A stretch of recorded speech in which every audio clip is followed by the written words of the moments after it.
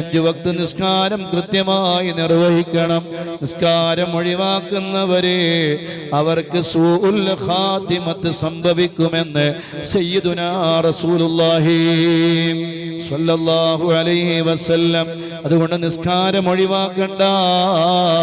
ദീനിന്റെ എല്ലാത്തിലും നമ്മൾ മുൻപന്തിയിൽ വേണം.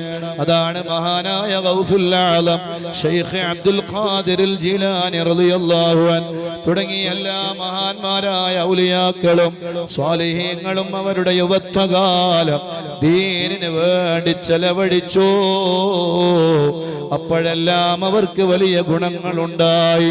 അതുകൊണ്ട് ഇൻഷാ അല്ലാഹ് ഈ മദനിയത്തിന്റെ സദസ്സിൽ വെച്ച് എൻ്റെ സദസ്സിലിരിക്കുന്ന എല്ലാ ചെറുപ്പക്കാരും നല്ല ഒരു തീരുമാനമെടുക്കണം.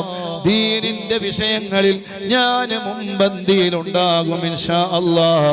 റബ്ബ് നമുക്ക് തൗഫീഖ് നൽകട്ടെ. ആമീനിന് ഊക്ക് പോരാ. അല്ലാഹു നമുക്ക് തൗഫീഖ് നൽകട്ടെ. അല്ലാഹു അതിനുള്ള എല്ലാ കഴിവും എല്ലാ തൗഫീഖും എല്ലാം അല്ലാഹു നമുക്ക് നൽകി അനുഗ്രഹിക്കട്ടെ. മലപ്പുറം ജില്ലയിൽ ഉണ്ടായിരുന്നൊരു ചെറുപ്പക്കാരൻ, അദ്ദേഹം പള്ളിയിലേക്ക് വരൂല, ബാക്കി എല്ലാത്തിനും മുമ്പന്തിയിലുണ്ടാകും. അങ്ങനെയുണ്ട് ചില ആളുകൾ. മറ്റുള്ള എല്ലാത്തിനും സജീവാണ്.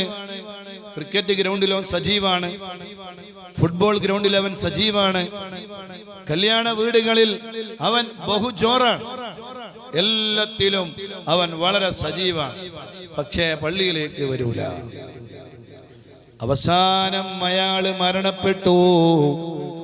മരണപ്പെട്ടത് എങ്ങനെയാണെന്നറിയുമോ? നല്ല മഴയുള്ള കാലം. ഒരു തോടിലൂടെ വെള്ളം ഇങ്ങനെ ഒഴുകി വരികയാണ്. നല്ല വെള്ളം ഇങ്ങനെ ഒഴുകി വരുമ്പോ തേങ്ങകൾ ഇങ്ങനെ ആ വെള്ളത്തിന്റെ കൂടെ ഇങ്ങനെ ഒഴുകി വരും.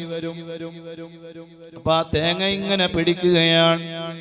അങ്ങനെ തേങ്ങ ഒരുപാട് ശേഖരിക്കുന്നതിന്റെ ഇടയില് അയാള് വെള്ളത്തിലേക്ക് അങ്ങ് വീഴുന്നു. അവിടെ വെച്ചങ്ങ് മരിക്കുന്നു. ജനാസ കിട്ടിയത്, ഡെഡ് ബോഡി ലഭിച്ചത് 7 ദിവസത്തിന്റെ ശേഷമാണ്.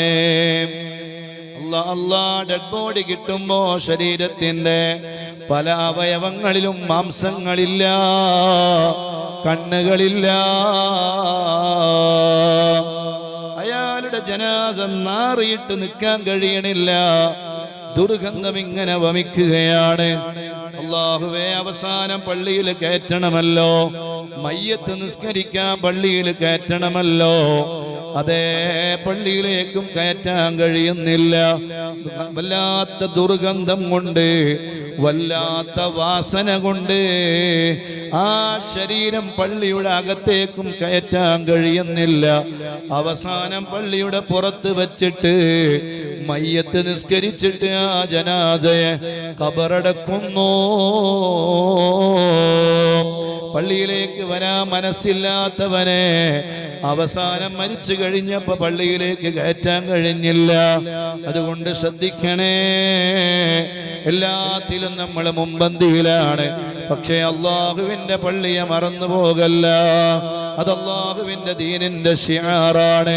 ആ പള്ളിയെ നമുക്ക് പരിപാലിക്കണോ, ആ പള്ളിയെ നമുക്ക് ഏറ്റെടുക്കണോ. ഇൻഷാ അല്ലാഹ് നമുക്ക് പള്ളിയിൽ റമദാൻ വരുമ്പോഴേക്കും നല്ല കാർപ്പറ്റ് ഇട്ട് ഭംഗിയാക്കണം. അള്ളാഹു നമ്മളെ കബൂൽ ചെയ്യട്ടെ.